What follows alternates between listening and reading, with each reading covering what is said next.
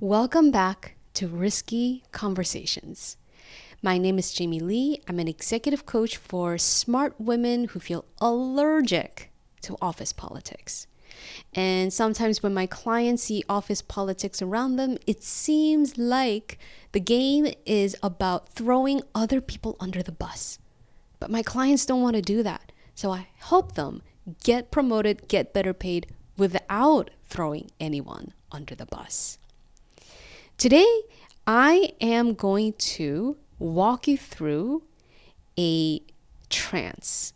I did a trance in a previous episode. It was called Neuroscience-Based Trance, 3 Brain Alignment for Leaders, and I'll make sure to add that in the show notes. And today, I want to walk you through a guided visualization called the Circle of Self-Trust. The Circle of Self-Trust is designed specifically to help you strengthen your energetic and emotional boundaries, especially when you're dealing with difficult, or might I say even toxic personalities in the workplace.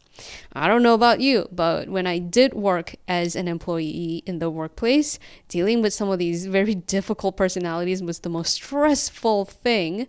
And I will admit that I am empathic. And when you're empathic or sensitive, like me, sometimes just being around certain people can wear you down. And if you have to collaborate with them, and you find yourself butting heads with certain people, it just can drain your energy and just not make work fun. So the intention behind the Circle of Self-Trust is not about spiritual bypassing or pretending everything's fine, because that never works. This is about learning to stay centered and clear, so you can show up with grounded, embodied confidence, even when other people around you are being chaotic, reactive, or triggering. Think of this as mental strength training for your leadership nervous system. It's also a taste of what it's like to work with me one-on-one, because in my coaching practice, I always blend both smart communication strategy with embodied techniques like this one that are based on neuroscience. The inspiration for this particular practice comes from the Heart Math Institute, which has measured how the human heart generates an electromagnetic field that extends several feet beyond the body. So when somebody says, oh, that person's vibe was just, I don't know, there's something off about this person's vibe, or she and I get along because we're on the same frequency, that's actually based on science. This field, the study, is not about mysticism. It's a measurable aspect of our physiology, detectable with sensitive instruments like magnetocardiograms. Research suggests that when a person's heart rhythm becomes coherent, calm, rhythmic, and stable, it can influence their own brain activity and even the nervous systems of people nearby. There's also fascinating work with horses whose large, sensitive nervous systems make them natural biofeedback partners. Studies in equine-assisted therapy show that horses' heart rhythms often synchronize with the heart rhythms of humans interacting with them, especially when the person is calm, focused, and emotionally congruent. So in other words, executive presence can be measured. So, rather than being a metaphor, energy, or executive presence refers to a real physiological coherence that others, human or animal, can perceive and respond to. The steadier your internal signal, the steadier the field you project into your environment. So before we get started into the trance, I want to invite you to make sure that you're in a place where you can just sit comfortably. So please don't be driving a car.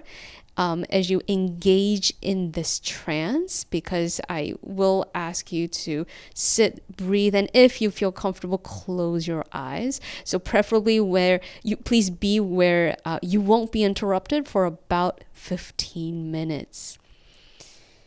So before we begin, let's set the intention together. The goal here is not to block people out, shut them down, or build walls. This is to cultivate a deep, embodied sense of self-trust. So you can navigate interpersonal conflict, which is par for the course, inevitable in all workplaces, especially in leadership, so that you can navigate interpersonal conflict with clarity, confidence, and integrity. And here's what I mean by that. Clarity, as in knowing what's yours and what's not, knowing what's fact, what's fiction, and confidence as in being steady, having this confidence that's embodied, that feels authentic under your skin, without slipping into arrogance or denial. And integrity, staying aligned with what's ethical, professional, and true for you. This is how leaders grow, not by avoiding conflict, but developing the resilience and the skill to staying conscious and congruent within it. So let's get started. Take a slow breath in and exhale twice as long. And as you continue to breathe comfortably, deeply, you may begin to notice the quiet rhythm of your body breathing itself. And as you breathe, if you feel comfortable and if it's okay where you are, you can either close your eyes or half open your eyes and look down so that you're sort of engaged in a soft, diffused focus, engaged in peripheral vision. And as you feel the ground beneath your feet steady and certain, notice how it's as if the earth itself were quietly saying, "I've got you." And as you feel that support, you might allow your shoulders to soften, the small muscles around your eyes to let go, and the jaw to loosen just a little bit more with each exhale.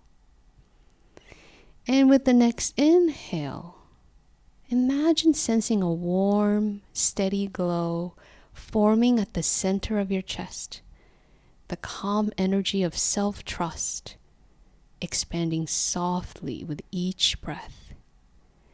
And as that warmth spreads through your torso, you might notice how every breath invites a little bit more ease. And every exhale lets go of something that you no longer need to hold. And as you feel that ease spreading through you, notice how you like to feel ease.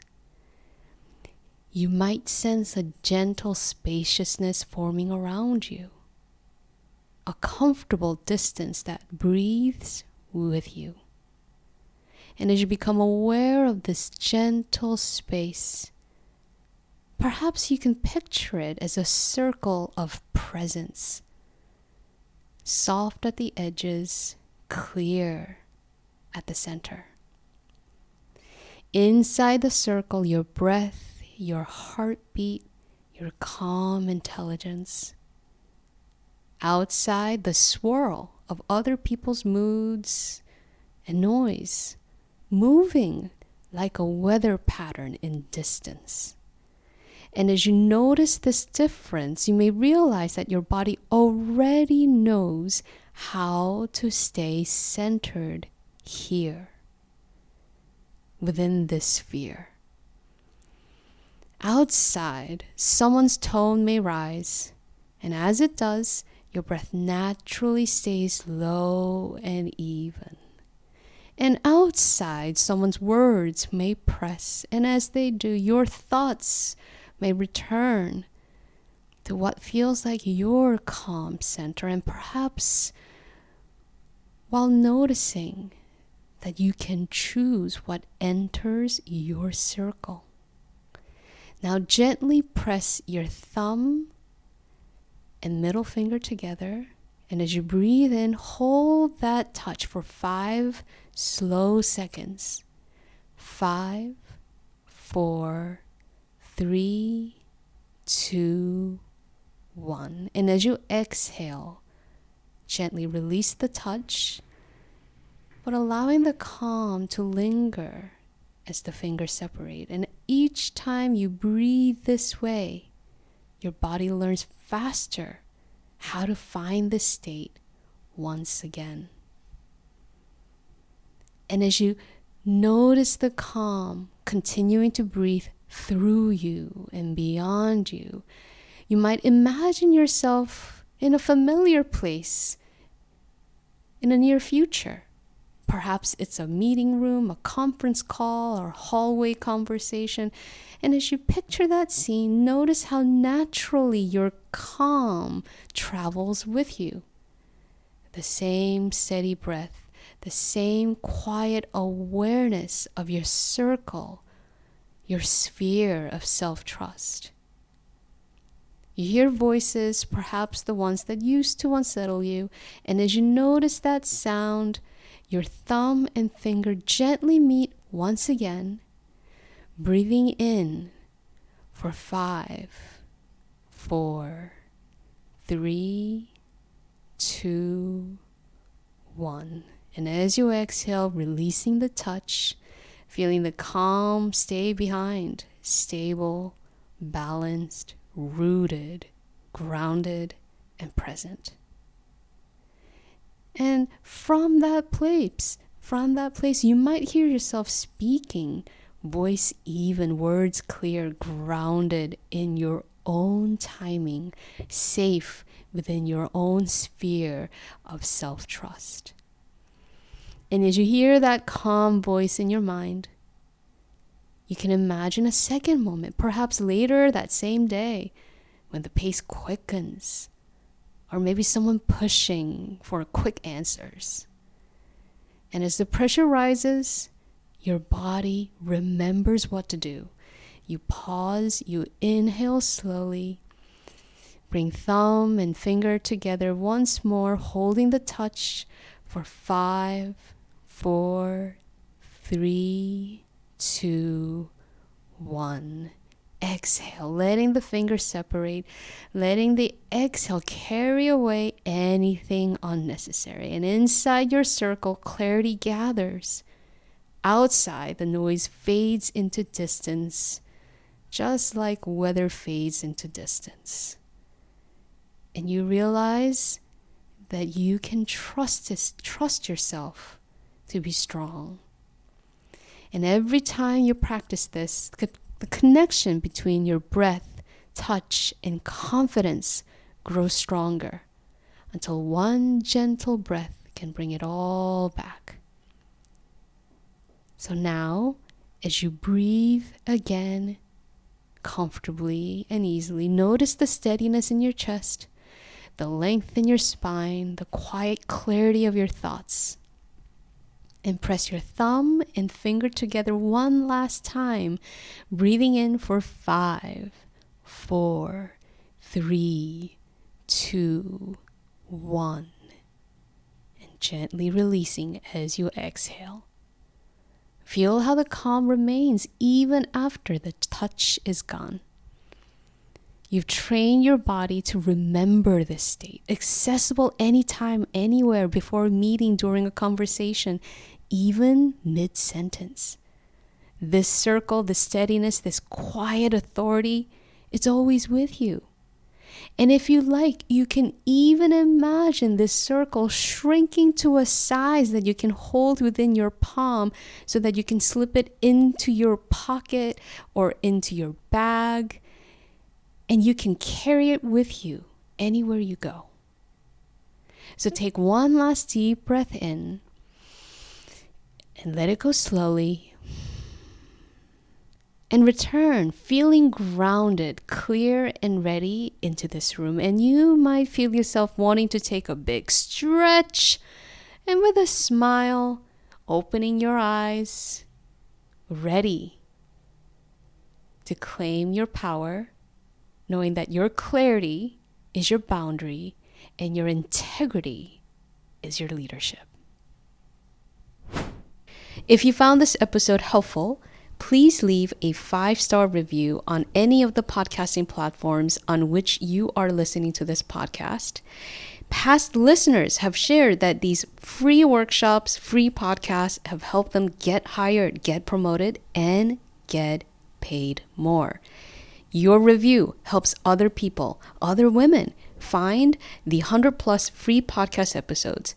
And if you come on over to jamieleecoach.com, that's spelled JamieLeeCoach.com, you can also access 100 plus free articles I've written on leadership, negotiation, confidence for the ambitious professional women.